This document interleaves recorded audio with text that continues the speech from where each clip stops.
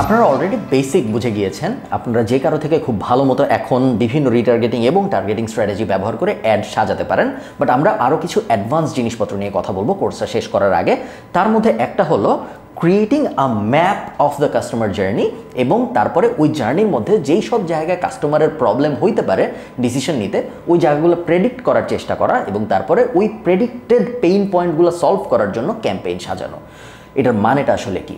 এটার মানে হলো আপনি একটা হোয়াইট বোর্ড নেবেন বা আপনি একটা ডায়েরি নেবেন, এক সাইডে থাকবে কাস্টমার, আরেক সাইডে থাকবে আপনার প্রোডাক্ট বা সার্ভিস।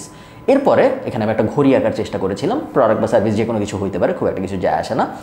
এক সাইডে থাকবে আপনার কাস্টমার, আরেক সাইডে থাকবে আপনার প্রোডাক্ট বা সার্ভিস, এবং আপনি কাস্টমারের জার্নিটা চিন্তা করবেন যে এই কাস্টমারটা কেন আসলে আপনার ঘড়িটা কিনবে। প্রথম প্রশ্ন, কাস্টমারটার কি ঘড়ি আছে নাকি ঘড়ি নাই অলরেডি? যদি কাস্টমারটার অলরেডি ঘড়ি থাকে, সো আমি এখানে ওয়াই লিখলাম যদি কাস্টমারটার ঘড়ি থাকে, আর এন লিখলাম যদি কাস্টমারটার ঘড়ি না থাকে। যদি কাস্টমারটার ঘড়ি থাকে, সেই ক্ষেত্রে কাস্টমারটাকে আমরা যে ধরনের ক্যাম্পেইন দেখাবো, কাস্টমারটার যদি ঘড়ি না থাকে তাহলে কিন্তু আমরা তাকে অন্য একটা ক্যাম্পেইন দেখাবো। কাস্টমারের যদি ঘড়ি থাকে তার মানে কি? তার মানে হলো সে তখনই আমাদের ঘড়িটা কিনবে যখন তার ঘড়িটা ভালো পারফর্ম করবে না, বা তার আমাদের ঘড়ি অনেক ভালো লাগবে। সো তাকে আমরা যে ধরনের ক্যাম্পেইন দেখাবো সেগুলো হইতে পারে যে আমাদের ঘড়ি অনেক সুন্দর দেখতে তার এক্সিস্টিং ঘড়ির থেকে, আমাদের ঘড়ি অনেক প্রেস্টিজিয়াস দেখতে তার যে এক্সিস্টিং ঘড়ি তার থেকে, তার ঘড়ি হয়তো ভালো মতো পারফর্ম করে না, ভালো মতো সময় দেখায় না বা ডিউরেবল না, বাট আমাদের ঘড়ি ডিউরেবল। সো ওই অ্যাঙ্গেলগুলোর থেকে আমরা তাকে অ্যাপ্রোচ করবো, ওই অ্যাঙ্গেলগুলো দিয়ে আমরা অ্যাড সাজাবো। যদি আমরা এমন কাস্টমারকে টার্গেট করতে চাই যার অলরেডি ঘড়ি আছে। যার অলরেডি ঘড়ি নাই তার ক্ষেত্রে কিন্তু আমাদের পুরা অ্যাপ্রোচটাই ডিফারেন্ট। তার ক্ষেত্রে আমরা তাকে বোঝাবো ঘড়ি কেন জরুরি, ঘড়ি একটা ফ্যাশন অ্যাক্সেসরি, ঘড়ি যতটা না আমাদের সময় দেখতে হেল্প করে তার থেকে বেশি আমাদের ফ্যাশন স্টেটমেন্ট বোঝাতে হেল্প করে, ইত্যাদি অনেক ভ্যালু প্রপোজিশন নিয়ে আমরা চিন্তা করবো, এবং তারপরে তাকে আমরা ওই অ্যাডগুলো দিয়ে হিট করব। এরপরে নেক্সট যে চিন্তাটা হবে সেটা হলো ঘড়ির প্রাইস। ওনার কাছে কি ঘড়ি দামি লাগে? যদি দামি লাগে তাহলে আমরা ওনাকে এক ধরনের অ্যাড দিয়ে কনভিন্স করার চেষ্টা করব। যদি ওনার কাছে ঘড়ি দামি না লাগে তাহলে আমরা ওনাকে অন্য ধরনের আরেকটা অ্যাড দিয়ে কনভিন্স করার চেষ্টা করব। যদি এই মানুষটার পেইন পয়েন্ট ঘড়ির অনেক দাম এটা না হয়, তখন যদি আপনি এরকম একটা ক্যাম্পেইন সাজান যে আমাদের ঘড়ি অনেক সস্তা, সেটা কিন্তু ওনাকে কনভিন্স করবে না ঘড়িটা কেনার জন্য। সো কাস্টমারের পেইন পয়েন্ট কি এটা আপনার বুঝতে হবে, এবং এই প্রত্যেকটা ক্যাম্পেইন আপনি যখন চালাবেন, কিছু ক্যাম্পেইন আপনি দেখবেন কাজ করতেছে, কিছু ক্যাম্পেইন আপনি দেখবেন কাজ করতেছে না। যখন কোনো একটা ক্যাম্পেইন কাজ করবে না তখনই আপনি বুঝে যাবেন যে ভাই এই ক্যাম্পেইন কাজ করতেছে না, তার মানে আমি এই ক্যাম্পেইনের ভিতরে যে পেইন পয়েন্ট নিয়ে কথা বলতে চাচ্ছি ওই পেইন পয়েন্ট আসলে এই কাস্টমারের পেইন পয়েন্ট না। যদি তা না হয় তাহলে আপনার ক্যাম্পেইন চেঞ্জ করতে হবে, এবং ওই ক্যাম্পেইন তখন আর ভালো পারফর্ম করবে না। পুরো জার্নিটা আপনি ম্যাপ আউট করবেন। কাস্টমারের ঘড়ি আছে নাকি নাই, ঘড়ি থাকলে ঘড়ি এক ধরনের ভ্যালু প্রপোজিশন আমরা দিব, ঘড়ি যদি না থাকে তাহলে আরেক ধরনের ভ্যালু প্রপোজিশন দিব আমরা, এবং তারপরে যেতে যেতে যেতে যেতে ইভেনচুয়ালি যে আমরা আমাদের প্রোডাক্ট পর্যন্ত কাস্টমারকে আনবো। আমাদের প্রোডাক্ট পর্যন্ত কাস্টমারকে আনার মধ্যে মিনিমাম 10 বা 15 ধরনের অ্যাড স্ট্র্যাটেজি নিয়ে আমরা কাজ করতে থাকবো, তারপরে যে কাস্টমারটা প্রোডাক্ট কিনবে। সো এই পুরো জিনিসটা একটা থিওরিটিক্যাল ভিডিও, এবং আমি আপনাদের এটাই জাস্ট বোঝাতে চাচ্ছি যে একটা অ্যাড বানানোর জন্য শুরুতেই ঝাঁপায় পড়া যাবে না। আপনার খুব সুন্দর করে বসে চিন্তা করতে হবে যে এই হলো আমার কাস্টমার, এই হলো আমার প্রোডাক্ট বা সার্ভিস।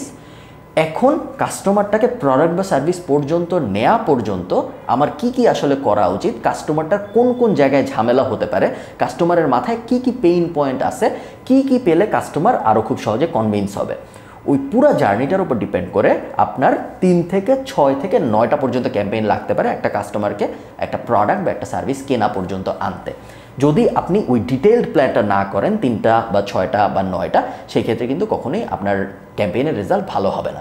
এখন যেহেতু আপনি অলরেডি রিটার্গেটিংয়ের বিভিন্ন স্ট্র্যাটেজি জানেন, এখন আপনি জানেন যে এই কাস্টমারটাকে আমি যদি, এটা হলো আমার ওয়েবসাইটে আমি ধরলাম আমি ঘড়ি বেচি, এই কাস্টমারটাকে যদি আমি আমার ল্যান্ডিং পেজ পর্যন্ত নিতে পারি, পরে কিন্তু আমার শুরু থেকে শুরু করতে হবে না, কারণ তখন আমি এখানে একটা রিটার্গেটিং ক্যাম্পেইন সাজাবো, এবং তারপরে এখান থেকেই আমার জার্নিটা শুরু হবে, কারণ তখন আমি শুধু তাদেরই অ্যাড দেখাবো যারা আমার ল্যান্ডিং পেজ বা আমার ওয়েবসাইটের কোনো একটা পেজ পর্যন্ত গিয়েছে। আর একটু সামনে যে অ্যাড টু কার্ট বা অ্যাড পেমেন্ট ডিটেলস, এ ধরনের বিভিন্ন রিটার্গেটিং ক্যাম্পেইন কিন্তু সাজানো যায়। সো আমার একদম শুরুর থেকে বারবার এই জার্নিটা করতে হবে না। আমি প্রথমবার শুরুর থেকে একটা ক্যাম্পেইন সাজাবো, এদিকে আমার একটা বড় ক্যাম্পেইন থাকবে যেটা আমি আরও বেশি মানুষকে এই ইকোসিস্টেমের ভেতরে ঢোকানোর চেষ্টা করতে থাকবো, বাট ইভেনচুয়ালি আমার ক্যাম্পেইন ছোট হতে থাকবে। সো আমি যদি একদম সহজ করে বলি, এই পুরা সিস্টেমটার ভিতরে আমি 5টা 6টা থেকে 9টা ক্যাম্পেইন, যদি আমি হতাম তাহলে আমি 6টা থেকে 9টা ক্যাম্পেইন সাজাতাম কাউকে ঘড়ি বেচার জন্য।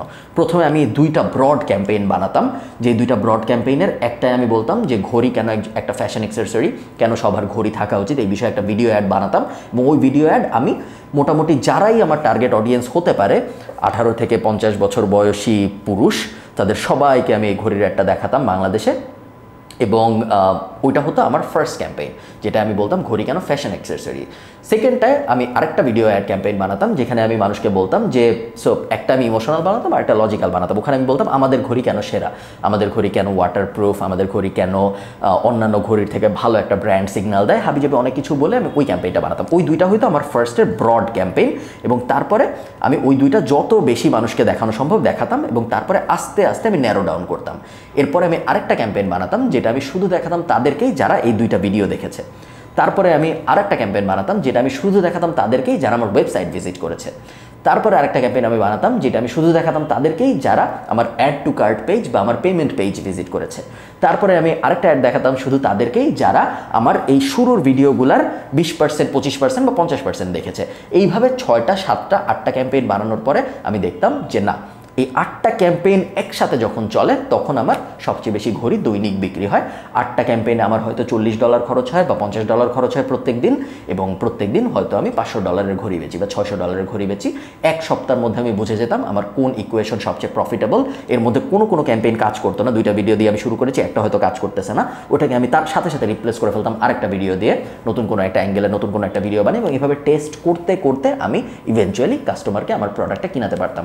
এটা কিন্তু খুব ডিটেইল একটা প্রসেস, এবং এই ব্রেইন স্টর্মিং, এই হোয়াইট বোর্ডিং এবং এই নোটবুকিং যেভাবেই আপনি করেন, এই প্রসেসটাই আপনার মেইন সময়টা যাবে।